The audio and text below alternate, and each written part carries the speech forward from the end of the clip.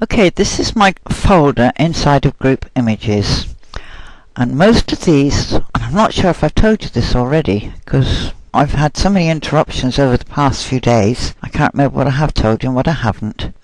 Most of these come from a design or a site called French Knots, and I will make certain I've got the correct one for you. And some of these I've got from elsewhere. That one is from Love Floriesta. She offers the occasional free clip art.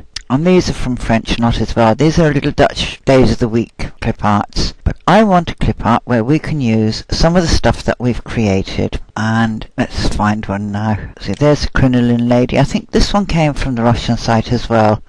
I don't know where she got them from, because I have scoured the internet looking for crinoline ladies for you, and most of them are on sale. They're not free. And these are from the French Knot site, as is this thistle. So Sue, I hope you're watching this. French Knot, she's got a nice thistle there. Where is the design? There it is. It's reasonably simple, and I've already taken a whirl at it. I won't pretend I haven't, mainly because I wanted to see what would work. And somewhere around here there is the jam. There it is. Quick HE. Open. Quick HE. Open. And there it is. And this one I made using my original grass seed. I hadn't quite finished it. I'd still got a little bit of detail to put in here in the wings. So let's blow it up so as you can see it. I've got to put this little bit of detail in, that little bit in there, and then the other eyeball and the other.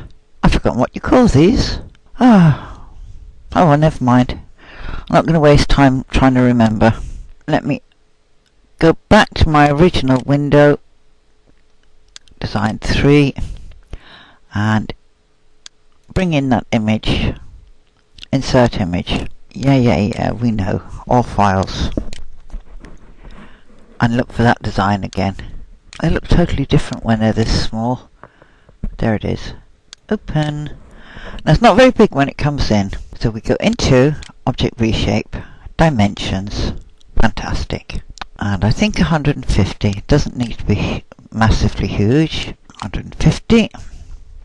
Okay. And we'll do it in a little hoop. 126 by 110. Click off that, and I'm going to tell that lock. I'm going to click my hoop. I'm going to tell the hoop, rotate. That's it. Now it fits perfectly into that hoop shape. So always better if you're only doing, say, a smallish design, to put it in a hoop that it fits in, rather than leave it the other way around and use the bigger hoop, because then you're going to get flagging in your fabric. So there's our design, and you'll notice that I haven't cropped out French Knots because this lady is particularly generous, and I did look for a little button for to donate, but I didn't see any donate buttons there, unfortunately. Okay, so we've got to pay attention to how do you sequence this design, because we know we can't travel. It's a shame, but never mind. So we can't hide jumps. You have to live with jumps in these type of designs. So I've looked at it and I've decided I'm going to start here. I'm going to go 1, 2, 3, 4, 5. Okay? Up to the tip. Do that little one. Then come down and do this one. Then do that one. Then do that one. Which takes me around here. So as I can put in a couple of broken lines, and then put the grass seed on the top, and then come down and do this one. And then I'll start on the flowers. And I think I'll give each spray a different colour.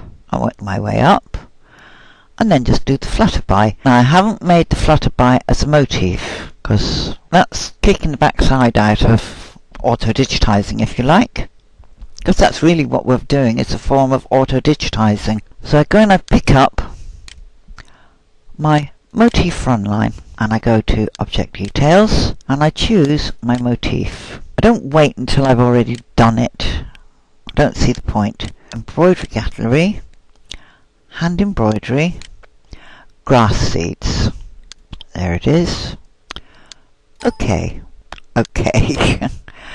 Now, I don't want that to be gappy as that is. So I've got to lower that space.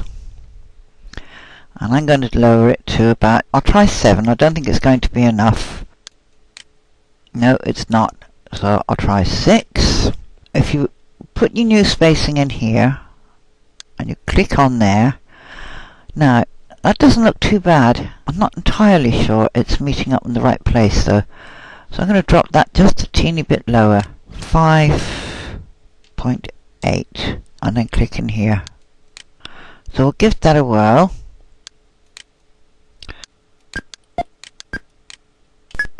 Do I want that last seed head on? Yeah, I'm going to leave it there. Now I'm going to go straight to this one. Now this one, I'm going to pull that one up short.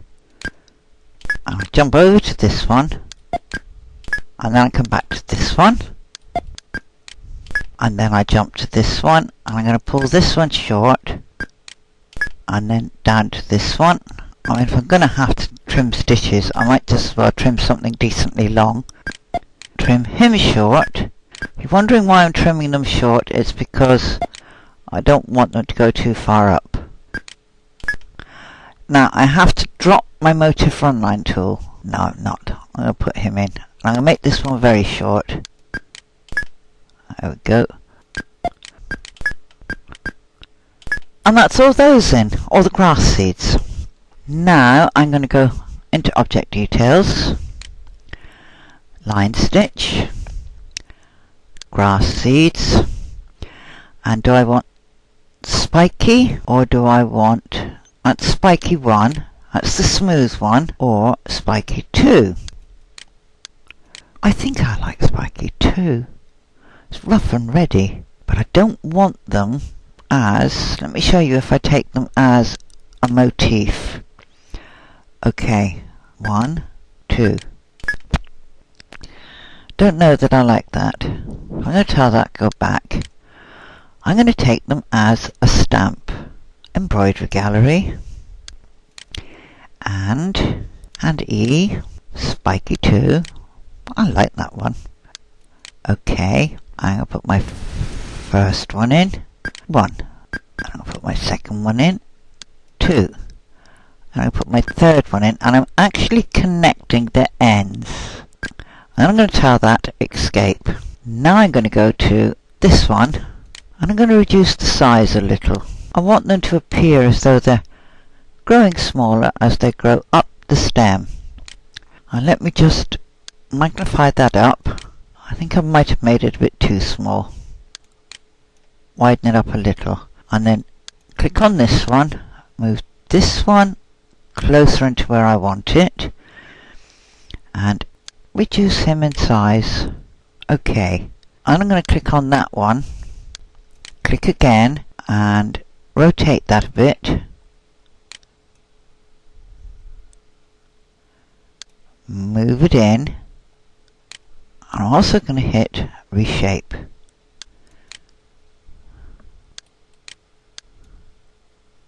And it's not going to let me have it. No, it's not going to let me do that. It's one way of saying to me, sorry sunshine, you can't do that.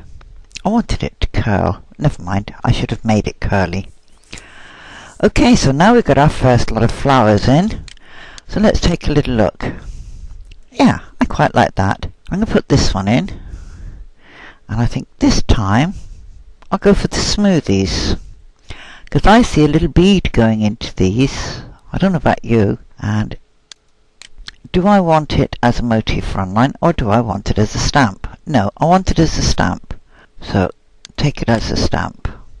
Embroidery Gallery. Hand embroidery. And I'll go with a smoothie. Okay. 1. Let me undo that one. Delete him. Go with the stamp. Hand embroidery. Wrong one.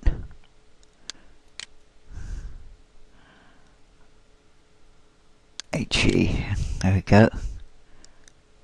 The smoothie. Spike. Thank you. Okay.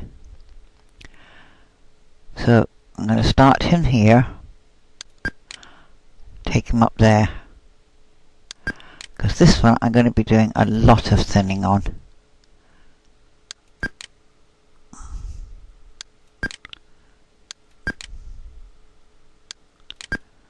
Right, tell that one escape. Click on this one. Reduce them in size. 1.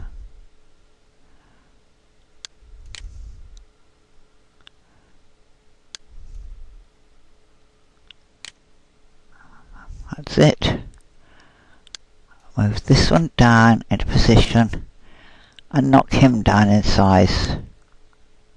But I must remember not to go too small, cause stitches will be too short, then it'll just look hideous. Okay, so we've got all our leaves in and we've got our flowers in. So now I want to put this one in. And I'm going to go back to stamp. I like the old stamp. Hand embroidery. And I don't know, do I want Spike or do I want Spiky 2? Oh, I'm going to go with Spiky 2. I like Spiky 2. And tell that escape. Tell this colours. Make that bright blue so it looks like cornflower. Oh, it's not bright blue, is it? That'll do. Oh, somebody just walked in and disturbed me, and that was a good hour ago. Right, I've forgotten where I got to. Oh yeah, I've just changed the colour on my flowers to, it was supposed to be cornflower, but it doesn't look much like it. Cornflower blue. Okay, and now I want to make these a little bit smaller, not too small. I've only got to start looking as though they're diminishing in size, because higher up the stem, the smaller the flower. And just move that one back there a touch. And you can leave your little jump stitches in. Hang on, let me put this into...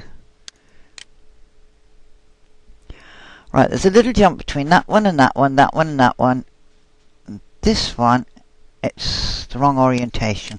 So I want to change that and just let me bring it up bigger so as you can see. Okay. I just want to move it so that sits across there. So I swizzle it around. I think that should just about do it.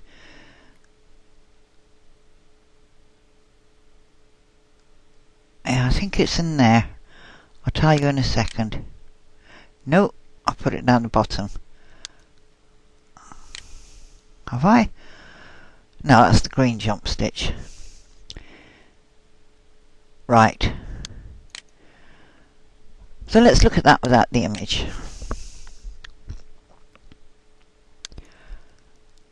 And I don't want to see all the jumps.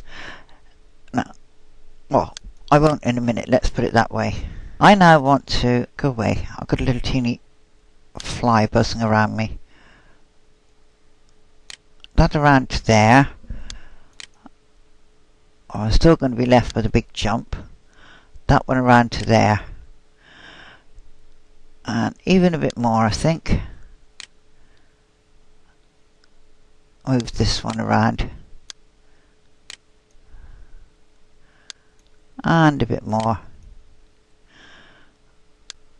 Turn that one around. There we go. The jumps now are there. But it does give me this walloping great big jump up here. So, click on that one. Move that one around. There we go. And now the jump is from there to there. Okay. And that was because I had started and stopped on the one side. So let's look at this little one down here. Where are its jumps? That one is fine. That one is fine, that one is fine, because I used when I laid it, I laid the next one onto the last node of the previous one. So he's okay. The only thing that's missing now is the flutterby, and I'll do the flutterby in the next video. So I'll see you all later, because now I've got to go and organise getting somebody out to work.